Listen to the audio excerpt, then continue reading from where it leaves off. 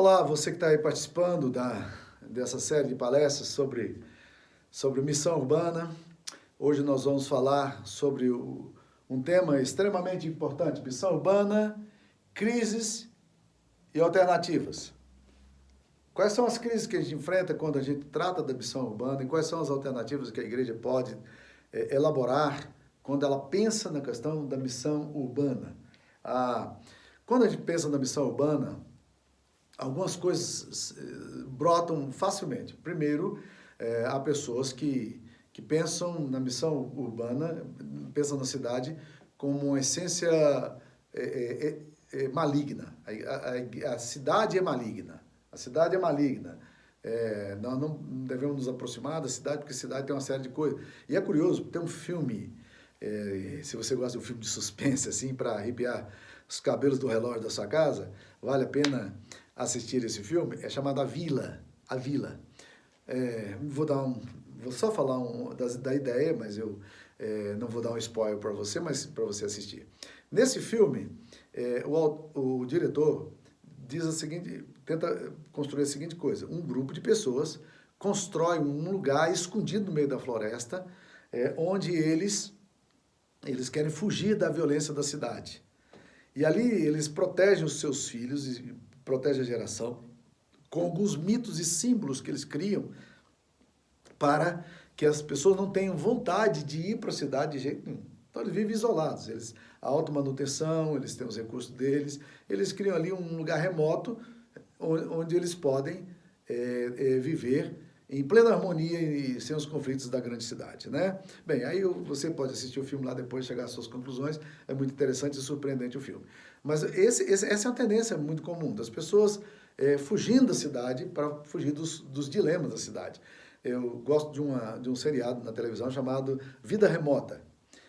São 3 caras do Canadá, o pai, a filha e o filho, que ajudam pessoas que vivem em lugares remotos nos Estados Unidos, e eles vão lá para construir ambientes, construir lugares onde eles possam morar e terem a automanutenção, a subsistência própria, né? Então é muito interessante o projeto deles.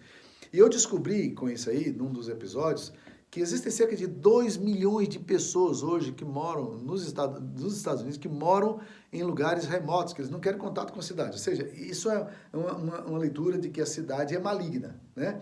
Então, a relação da igreja, às vezes, com a cidade é exatamente essa. Como a igreja não pode escapar do fato de que tem que lidar com a cidade, a igreja entra num estado de resignação, né? Eu não tenho nada a fazer, eu não posso fazer, né? E aí leva ao pensamento de que nós precisamos sempre escapar da sua contaminação moral, porque a cidade é perversa, a cidade na sua essência é maligna e a cidade pode enfraquecer a gente. Então, esse medo da cidade, esse distanciamento da cidade pode ser um negócio muito, muito problemático na missão urbana. Outra coisa é que a igreja se sente impotente para lidar com a cidade. Tantos problemas que você tem. Nada pode ser feito, não adianta fazer.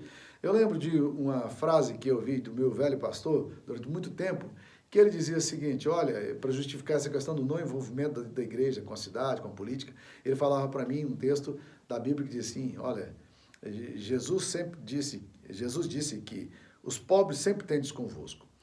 Aí quando você vai posteriormente eu estava lendo Deuteronômio, capítulo 15, que foi a citação de Jesus do Antigo Testamento, e eu fiquei surpreso porque o texto lá é muito sério.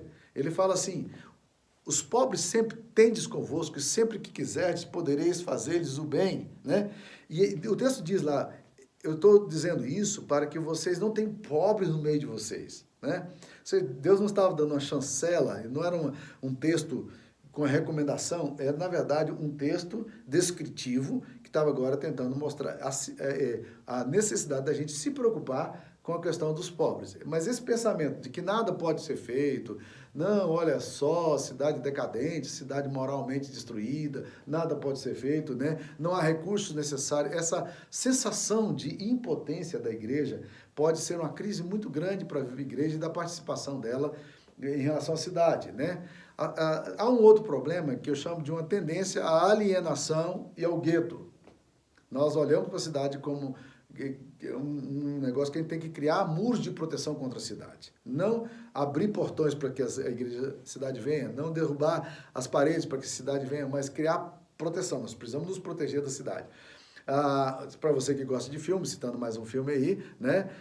Mudança de Hábito, que é um filme muito interessante, só um spoiler rapidinho, de uma freira que é condenada, ela se envolve com um mafioso, e ela vê um crime acontecendo, e ela é testemunha, e aí, para protegê-la, eles mandam essa mulher que canta em boates para viver dentro de um mosteiro, um lugarzinho religioso, um negócio assim, né? As freiras estão ali, acorda de madrugada né? E aí ela tem que viver nesse ambiente todo, né? E de repente ela descobre que a igreja, e esse era o discurso da freira maior, da madre superiora, de que elas deveriam ficar ali fechadinhas, e lá fora uma poluição, cidade suja, sabe? Um ambiente horrível de promiscuidade, de bares e tudo, e elas estão dentro dos muros da igreja. E a Madre Superiora diz, os muros são a nossa proteção. Bem, o filme você pode assistir lá depois, né? O que acontece é um filme cômico e tal, mas vale a pena só para pensar um pouco como a gente precisa, tem essa mentalidade de que nós precisamos isolar a igreja do mundo. O mundo é perigoso, a cidade é perigosa, precisamos criar muros de proteção. E aí nós perdemos a missão correta da igreja para a cidade. Porque Jesus não nos chamou apenas para pregar o evangelho, mas nos chamou também para evangelização. E, eventualmente, você vai encontrar pessoas dentro da igreja dizendo, não, Deus não chama a gente desculpa, a expressão que eu coloquei foi errada. Pessoas que dizem assim, Deus não nos chamou para ação social, mas Deus nos chamou para evangelizar. Nosso ministério é evangelização. Bem, se você não assistiu às palestras anteriores, eu falo sobre os desafios da igreja para a cidade, e um dos pontos que eu falo é exatamente essa questão da politicidade como um dos desafios que nós temos, né? Mas a gente pode ter essa visão aí de que a igreja, ela cuida das coisas espirituais. E ela não tem que se preocupar com a questão do que está acontecendo aqui, nessa realidade social, humana que a gente vive. E esse discurso é muito perigoso porque foi o que Hitler fez também com os pastores e padres. Conta a história que Hitler, já querendo encontrar o apoio da igreja para a sua atitude que ele tomaria do nazismo, ele então trouxe a igreja para próximo de si, com um forte sentimento nacionalista. Ele reuniu 3.000 pastores e padres e, num discurso bem apaixonante, ele disse a aqueles homens o seguinte, vocês cuidem dos céus que eu vou cuidar da terra. E a gente sabe o que aconteceu, né? A igreja começou a cuidar dos céus e Hitler começou a cuidar da terra. E o resultado foi uma desgraça, e foi terrível para a história da humanidade, um massacre, um negócio absurdo que aconteceu, né? Então, nós temos muitas vezes essa concepção, não, Jesus nos chamou para cuidar das coisas espirituais, ele nos chamou... Isso é uma teologia que nós precisamos repensar seriamente. Há muita coisa nas Escrituras Sagradas que nos levam exatamente a entender que não é bem exatamente isso aí, não. O duplo chamado de Jesus para os seus discípulos sempre tinha esse elemento de evangelizar e de curar. O cuidado de Jesus pela cidade. Quando vocês entrarem numa casa, dizei antes de tudo, paz seja nessa casa. Curai os enfermos que houver na cidade, né? E anunciai-lhes a vós outros, é chegado o reino de Deus. Expulsai demônios, ou seja, olha, né? Que você vai entendendo que o ministério de Jesus sempre tinha essas duas abas, né? Uma aba da comunicação do evangelho, do querigma, e outra aba do cuidado, da libertação dos demônios, e assim por diante. E a relação de Jesus não foi uma relação muito amigável com os poderes daquela época. Para você ter uma ideia, Herodes disse que iria matar Jesus. E esse assunto chegou no ouvido de Jesus, está registrado em Lucas, capítulo 13, versículo 32. E Jesus manda um recado mal criado para Herodes, dizendo, ide e dizei a esta raposa que eu vou continuar fazendo o que eu fui chamado para fazer, que as pessoas serão curadas, que os possessos serão expulsos do demônio e que eu vou continuar anunciando o reino de Deus aqui. Jesus não teve uma relação muito amigável com o Estado.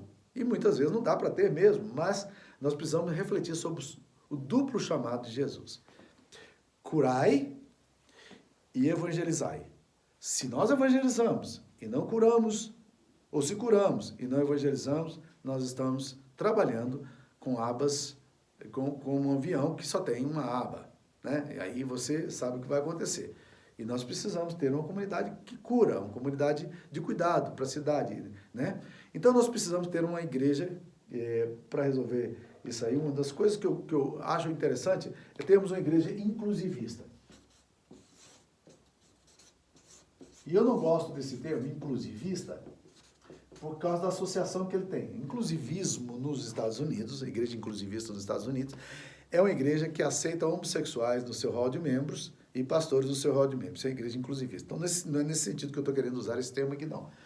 Quando eu uso o termo inclusivista, eu estou querendo dizer que a igreja precisa ter essas duas abas da ação. É o que René Padilha chama de mundanidade sem mundanismo.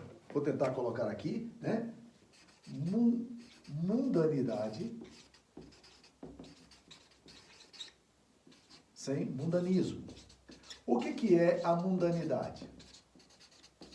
A mundanidade é quando a igreja penetra no mundo para salgar. Ela vai nas trevas para ser luz naquele lugar. Mundanismo é quando o pensamento secular e pecaminoso vem para a igreja. Que é o que acontece muitas vezes. O pensamento humanista chega na igreja, né? Quando os pastores já não pregam mais salvação pela obra de Cristo, nós começamos a pregar coaching, pregar psicanálise, pregar autoajuda, pregar teologia da libertação, né? Ou quando a moral e os costumes pagãos começam a penetrar na igreja. A igreja se torna mundana no péssimo sentido, mas a igreja precisa ter uma mundanidade. E esse termo tem que ser bem colocado. E essa mundanidade é de uma igreja que penetra nessa carne podre do mundo, né? Nessa carne, para protegê-la. A igreja é sal e luz da terra. Nós somos sal e luz. A ideia é da proteção. O sal é para proteger a carne de apodrecer. E nós somos chamados como igreja para sermos uma igreja inclusivista nesse sentido. Por favor, não me entendam mal aí na minha abordagem. A segunda coisa que eu diria para vocês, em termos de alternativas que nós temos para a cidade, eu diria que nós precisamos iniciar um ministério de apoio na cidade. Inicie um ministério de apoio na cidade.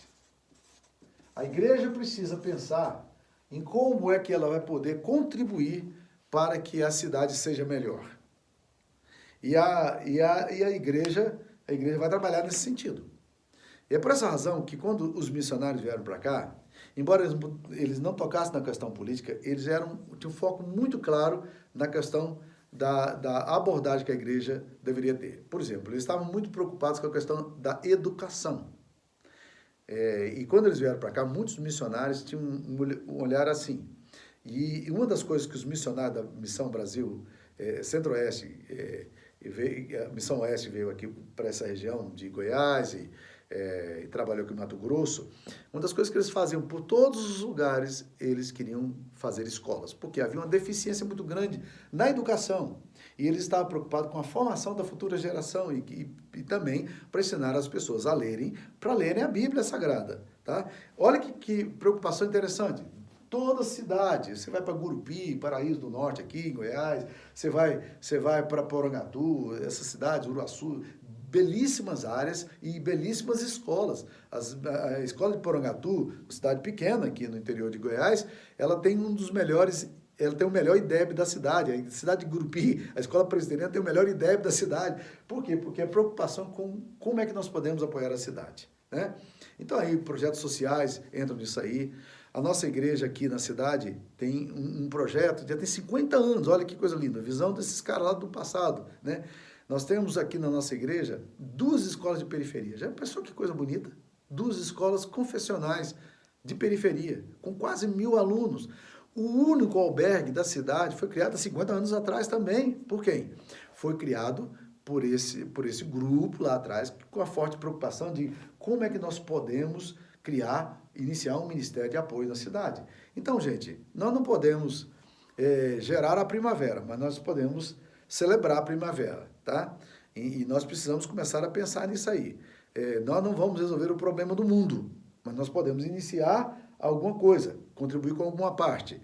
Uma historinha boa que eu gosto de contar para isso aí é de um homem que acorda um dia cedo e vai para a praia, e a praia estava deserta ainda, e ele encontra ali um garoto, e os pais estavam um pouco mais longe, um garoto bonitinho, brincando na areia, e aquele menino, o mar tiveram uma ressaca naquela noite, e milhões de estrelas do mar estavam assim, espalhadas pela areia.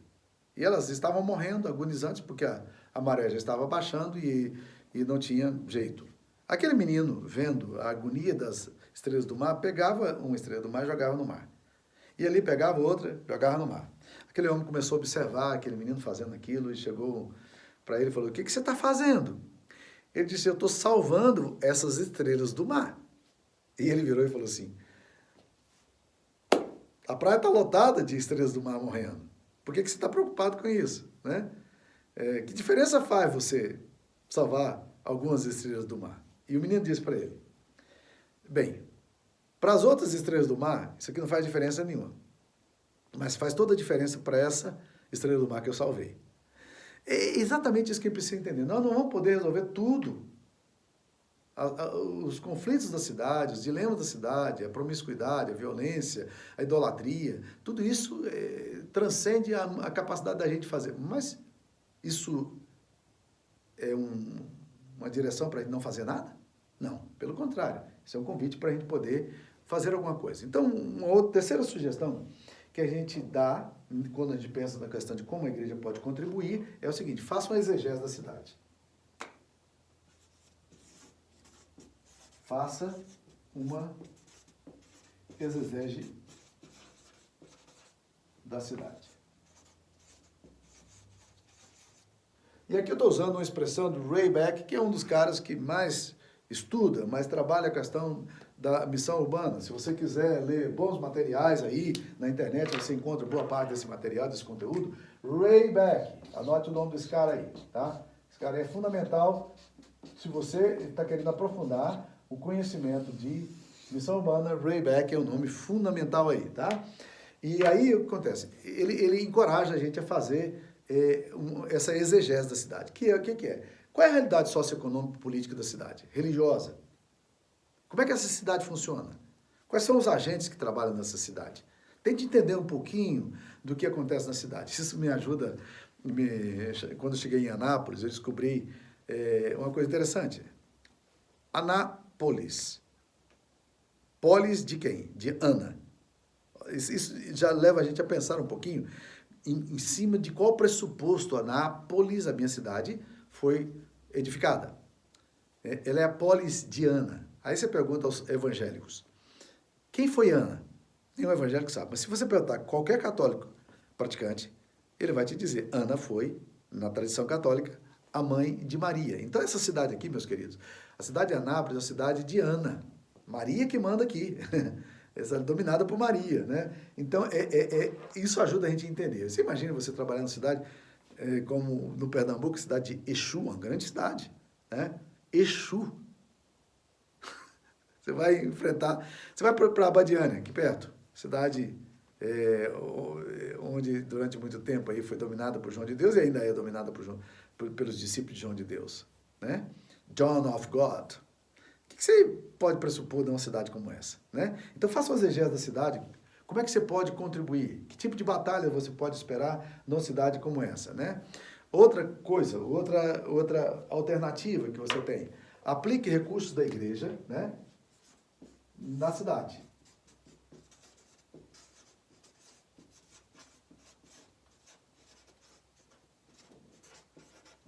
Uma forma da gente fazer isso aí é no orçamento da igreja. No seu orçamento, distribuir o orçamento, essa é a dinâmica que a gente usa aqui, a gente distribui o orçamento e faz um bolo. E a gente diz: nós gastamos tanto com salário, nós gastamos tanto com isso, nós gastamos tanto com encargos sociais, nós gastamos isso em manutenção, gastamos tanto em reforma, gastamos tanto em ação social. e gastamos tanto isso em missão, né? E aí você tem uma ideia de onde o dinheiro da igreja está sendo empregado, né? E procure pegar esses recursos da igreja e aplicar esses recursos também na dimensão social, né? Qual o investimento social que a igreja faz para a cidade, né? Desperte a comunidade para o serviço. Pregue sobre esse tema. Fale com a sua igreja sobre esse assunto. Essa é uma das formas da gente educar. A teologia de uma igreja se faz o quê? No púlpito. É no púlpito que você pode elaborar isso aí.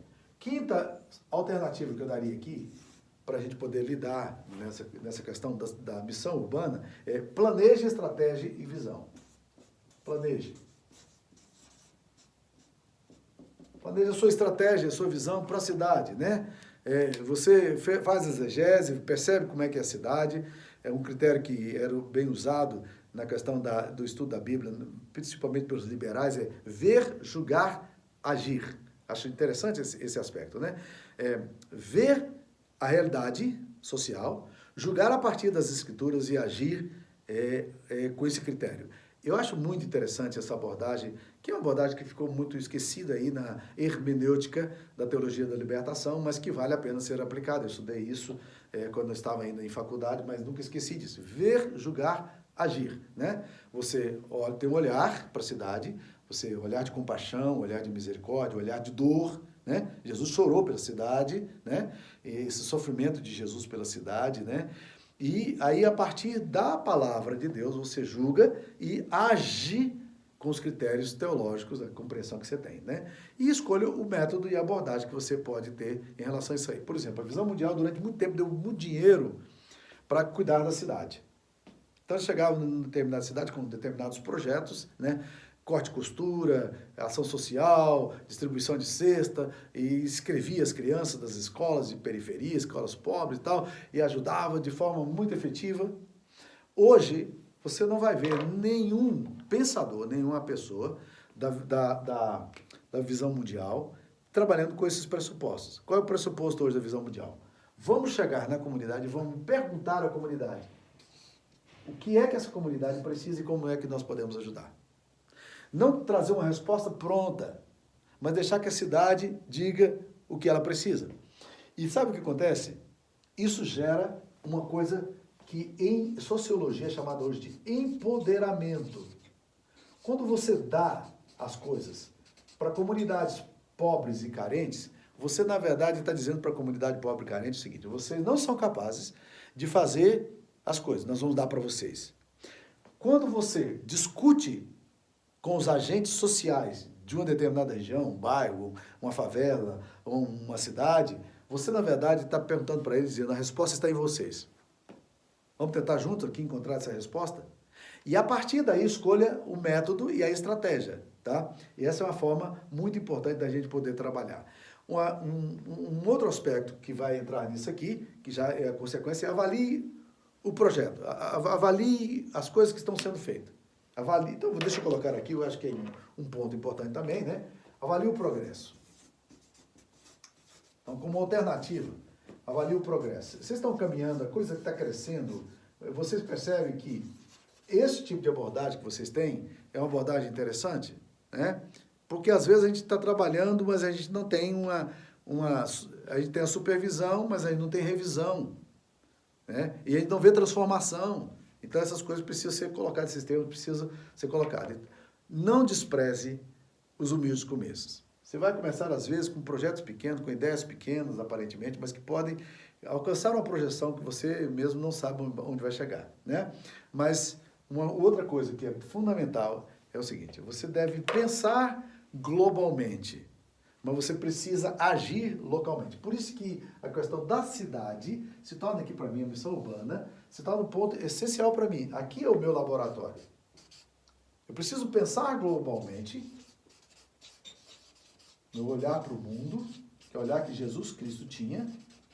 Mas Jesus não começa a missão dizendo aos seus discípulos, vocês vão para o confins da terra. Diz, não, vocês serão minhas testemunhas, tanto aqui em Jerusalém, Judéia, Samaria, até os confins da terra. É uma coisa que vai espalhando, né? Pense globalmente, mas haja localmente. Isso aqui é fundamental. Semeie onde você está plantado. Essa cidade, esse bairro, esse lugar onde você se encontra, é exatamente o lugar onde Deus quer que você esteja. Entenda-se como enviado por Deus para esse lugar, para poder realmente manifestar a presença de Deus no meio dessa cidade, no meio desse povo. Então não deixe de fazer as coisas porque você tem pouco recurso. Faça. Deus é capaz de multiplicar o que você tem. E o impacto disso para a cidade pode ser uma coisa extremamente salutar e produtiva. Então, quando a gente pensa nas crises alternativas, é isso que ele está pensando. Seja uma igreja inclusivista, né? De envolvimento com a cidade. Inicie um ministério de apoio na cidade. Terceiro, faça uma exegese da cidade para você entender em que ambiente você está. Quarto, aplique recursos da igreja na cidade. Aprenda a colocar parte do seu orçamento nisso aí. Quinto, planeje o que você vai fazer, né? E esse planejamento pode ser na discussão com os agentes sociais, com as pessoas da periferia ou do local onde você está. E, por último, avalie o progresso. O que nós estamos fazendo está sendo relevante? É isso mesmo que a gente quer fazer? Como é que nós podemos ser mais efetivos nisso que a gente faz? Que Deus abençoe. Se você quiser assistir os outros vídeos, você tem esses outros vídeos disponibilizados também no YouTube. Fique à vontade, coloca lá Samuel Vieira e anote isso aí, você vai encontrar. E também, nossos textos são sempre publicados no meu blog, www.revisamuca.blogspot.com.br. Obrigado pela sua participação, por você assistir aqui conosco e seja bem-vindo. Que Deus te abençoe ricamente. Fica na paz.